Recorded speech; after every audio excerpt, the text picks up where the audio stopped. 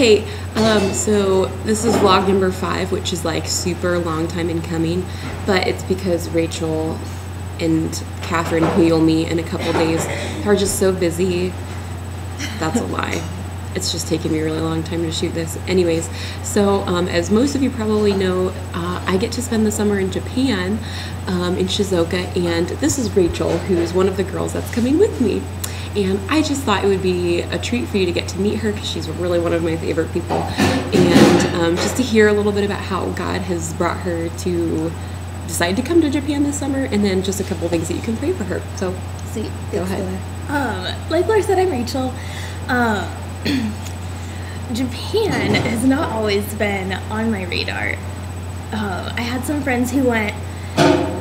Well, it seemed like everyone in Navs, they'd go to Japan and come back and do something great. And I was like, well, Japan's just for those really special spiritual people, not for me. And so, people would come back and they'd really be different. And I was like, well, maybe I'll really try to go. So a few years ago, I tried to make Japan an option for my summer, and then it really wasn't. And so then last year, I tried to make it an option, but I knew I was really going to just get an internship, so not an option either.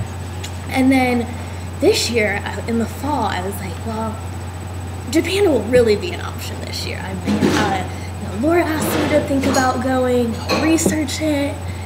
It just wasn't working out. So I was like, I'll go back to STP, be a team leader, So over the winter, I was like 100% going to do that, started filling out the application. The Jerry Bridges conference came up in February, which was awesome. And two of KU's past graduates are going to Japan for a few years, and so they got up and talked at the conference about their upcoming trip and why they're going. And one thing they said was that 1% of Japan was Christian, and then they shared how there were 127 million people there. And I was like, oh, I didn't know that. So I went home that afternoon, the Saturday afternoon, with the intent of going shoe shopping. I like shoe shopping. And I was 1 foot out my door when I had the thought, do I want to go shoe shopping, or do I want to fill out the application for Japan? And then I was like, why am I thinking that? Of course I want to go shoe shopping. But I was like, but I also want to fill out the Japan application. I was like, I don't know why.